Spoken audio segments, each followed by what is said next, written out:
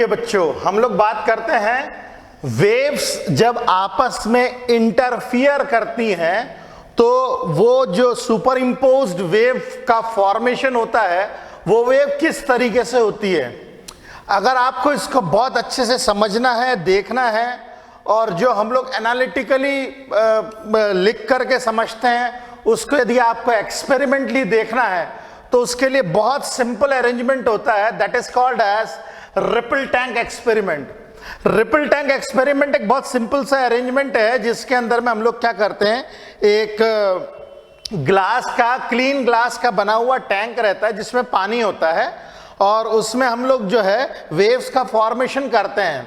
मतलब उस still water के ऊपर हम लोग जो है इस तरीके से टिपिंग करते हैं जिसके कारण वेव्स का फॉर्मेशन होता है।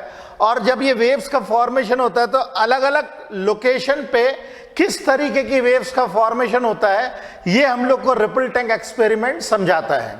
रिपल टैंक एक्सपेरिमेंट वेव्स आपस में कैसे इंटरफियर होती है वो आपको अच्छे से समझ में आएगा इसे देख करके।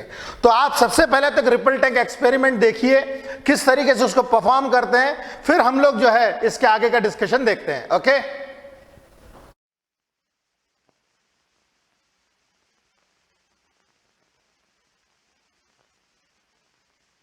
In this film, we're concerned with the interference patterns of ripples made on the surface of water.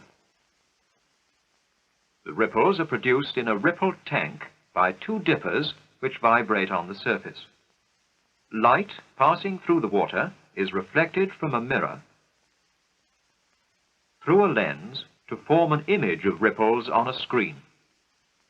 We've obtained this true image by the Schlieren technique of inserting a stop in the light path.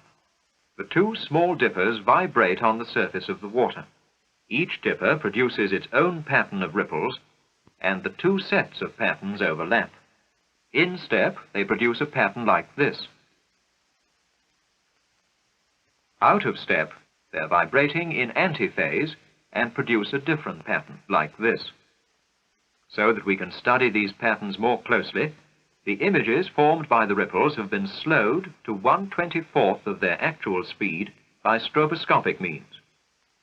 Two sources are here vibrating in phase, producing crests and troughs in step with one another.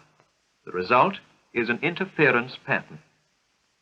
Along these lines, the waves from the two sources always arrive out of step and neutralize each other, producing interference fringes of minimum wave motion. Minimum wave motion, maximum wave motion. Now the two sources are vibrating in phase about 5 wavelengths apart. When the dippers are moved closer together, the interference fringes spread out.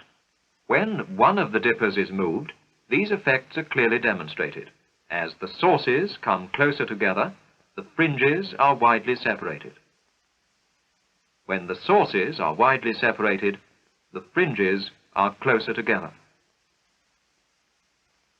If we again reduce the distance between the dippers to less than 1 wavelength, the wave pattern is difficult to distinguish from that produced by a single source. When the two sources are vibrating in phase, they produce crests and troughs in step with one another. Note the position of this interference fringe. When one source is put out of step, we notice the shift of the interference fringes. The regions of maximum and minimum effect are interchanged. The two sources are vibrating at the same frequency, producing the now familiar interference pattern, with the interference fringes occupying fixed positions.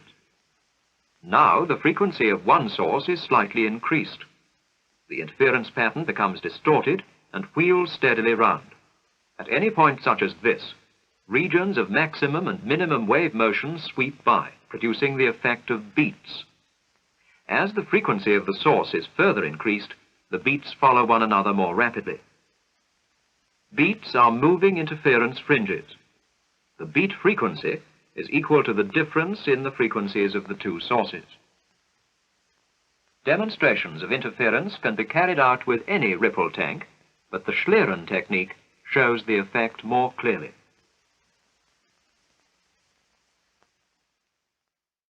तो आपने भी देखा होगा कि इस experiment में हम लोगों ने जो अरेंजमेंट लिया था वो तो बड़ा सिंपल सा अरेंजमेंट है, और उस अरेंजमेंट के मदद से हम लोग टैंक्स में रिपल्स फॉर्म करते हैं और वो आपस में इंटरफियर करती हैं। जिस प्रकार ये मैटर की वेव्स आपस में इंटरफियर करती है, उसी प्रकार वेव्स भी आपस में इंटरफियर करती हैं।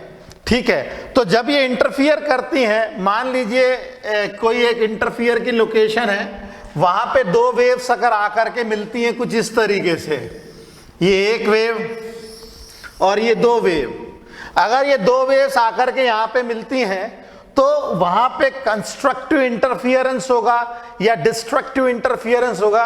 इसको यदि हम लोगों को अच्छे से एनालाइज करना है तो ये दोनों वेव्स एक जैसी होनी चाहिए, इनकी फ्रीक्वेंसी एक जैसी होनी चाहिए, और अगर फ्रीक्वेंसी एक जैसी नहीं होगी तो हम लोग को सस्टेनेबल या लगातार एक जैसा इंटरफियरेंस देखने को नहीं मिलेगा।